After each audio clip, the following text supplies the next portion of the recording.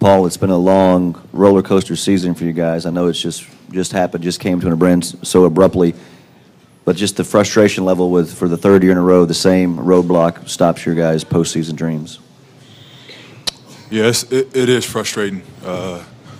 Especially when we set out a goal to, earn the #1 seed.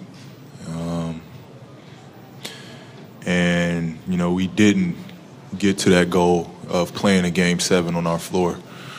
We got to give him credit for coming into our building in Game 2 to, really change this whole series up. Paul, it just ended right in the middle. It just ended a few minutes ago, obviously, and I'm sure there's been a lot of time for reflection, but do you think this core, as constructed next season in the years to come, will be good enough to challenge for the level that the Heat are at right now? For the most part, what we got on our side is youth. And for us to continue to keep getting to, the conference finals, it's good. It's something, that we can look forward to. Eventually we got to, be able to get past this point with how young we are and, experience that we continue to keep gaining. That's the only positive light that we have on our young future. Paul, what happened tonight? Was it the defensive shortcomings for your team, or was it Miami being able to crank it up to that championship level that you guys just haven't been able to reach yet? A little bit of everything. They came out and I thought, LeBron really just imposed his will to start this game off. Every time he caught the ball, he was ducking his head, getting to the basket. And, he really just sunk his teeth, all over this game. He was tough. He was tough for us to really just overcome. And, everybody was just on board. They came out hot. It was hard to just slow them down and get a stop because they was making everything, it felt like. That's where, this game was lost.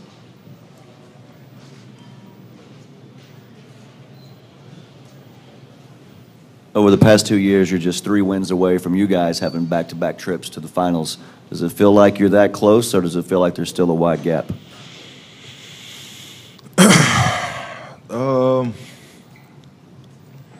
At times it's, it feels like we're there. And then, there's games where, it still feels like, we're not at that point yet. Coach says it. I mean, in order for us to, beat this team, we got to play like champions. And, more times than not, we didn't do so. Back to your left over here.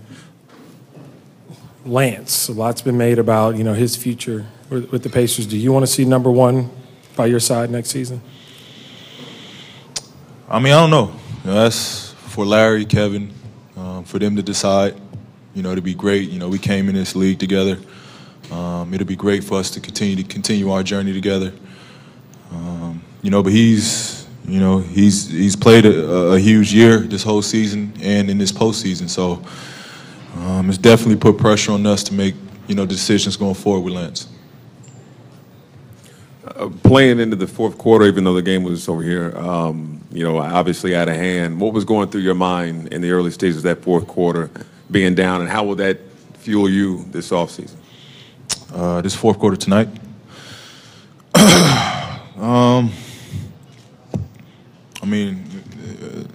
I really wouldn't even count the performance I had in the fourth quarter. I mean, it was, at that point, we was just down 30. That rhythm, I needed that rhythm in the first half. But it is motivation. It is motivation to be better. I really put this loss on us. If I came out, making shots and the offense was flowing through me, then, this game would have turned out a little different. Paul, over here. Why were you guys never able to get to the level you were at earlier in the season? I don't know. If I can answer that, we, definitely would have been playing at that level. Just to piggyback on that, Paul, do you think you got a handle on all the problems that you guys had to overcome, and did you think that you got to the point where you had actually overcome them? What are you asking me again? I don't even know.